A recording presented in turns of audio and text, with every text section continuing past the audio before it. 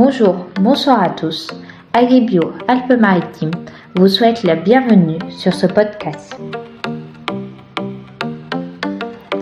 Le podcast du jour est intitulé La drèche de brasserie, un amendement organique.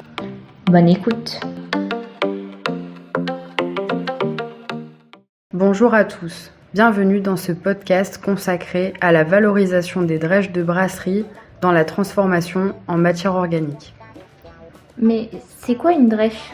C'est tout simplement le résidu de céréales germées issu du brassage de la bière après le trempage et le broyage. Très riche en protéines, en lipides et en minéraux, elle existe sous plusieurs formes, fraîches, déshydratées ou fermentées.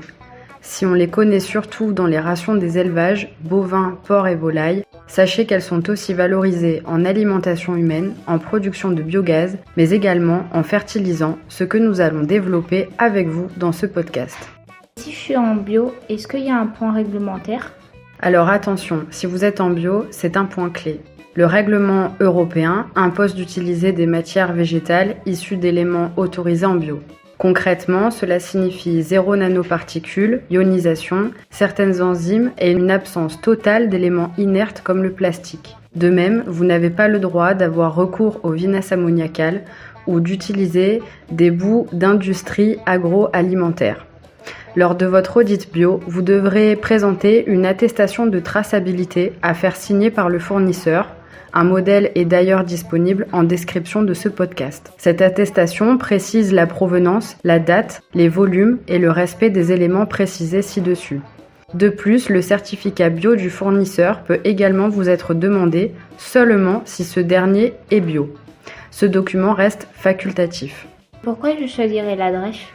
Côté apport, la drèche de brasserie est un excellent engrais starter en azote, parfait pour réveiller la biomasse microbienne du sol en sortie d'hiver. Plusieurs années d'essais ont permis d'observer une minéralisation en 30 jours après épandage en début d'été, en plein champ bâché, en altitude de 700 à 900 mètres, en conditions épandues en surface mais également enfouies.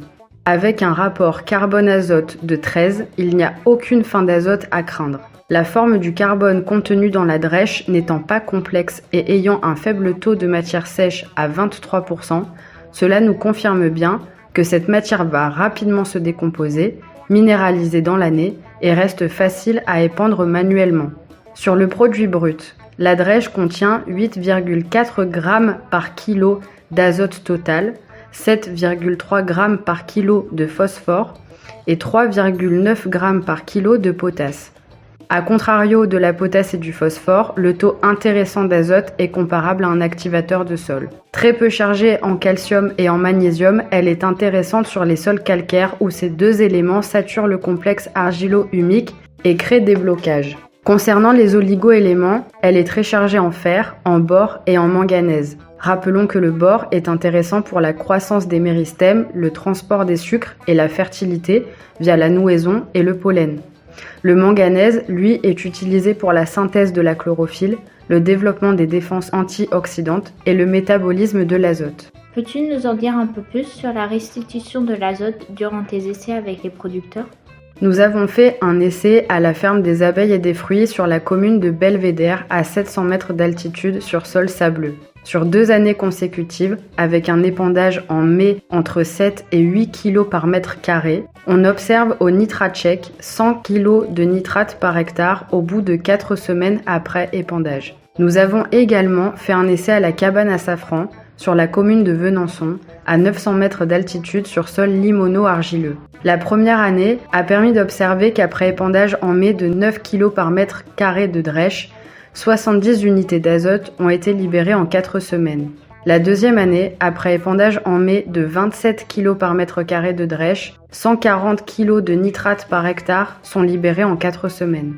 Nous vous invitons d'ailleurs à la journée de restitution de ces essais en décembre 2026 où vous pourrez prendre connaissance de cette 3e année pour ces essais.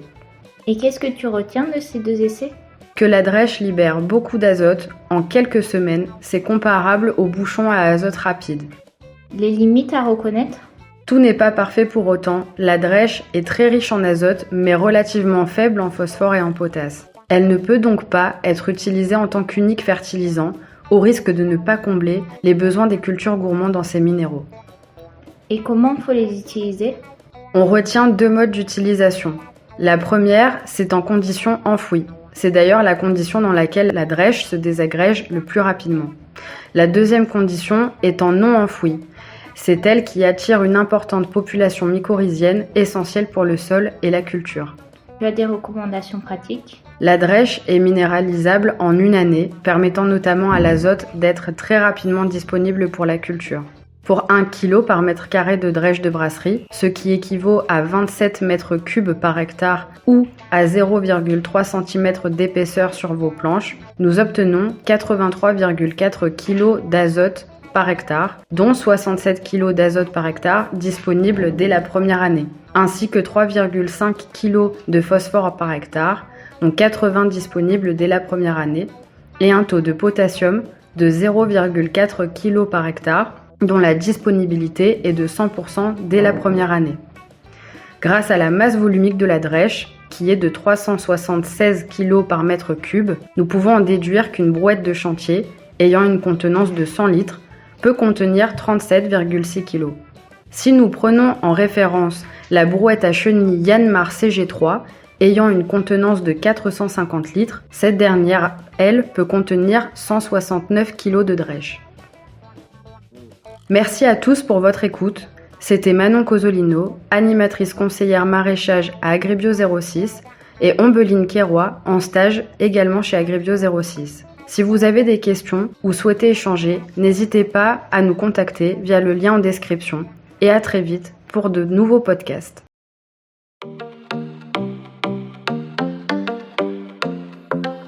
Merci de votre attention. L'association Agribio Alpes-Maritimes vous souhaite une bonne matinée, journée, soirée et serait ravie de vous retrouver bientôt sur ces formations ou rencontres, soit à la fête paysanne bio et artisanale la première semaine de juillet à Collonges ou à la foire bio et locale C'est l'idéal la 3e semaine de septembre au campus Vette Azur Antibes. Pour plus d'informations, retrouvez-nous sur notre site internet bio-provence.org ou en description de ce podcast.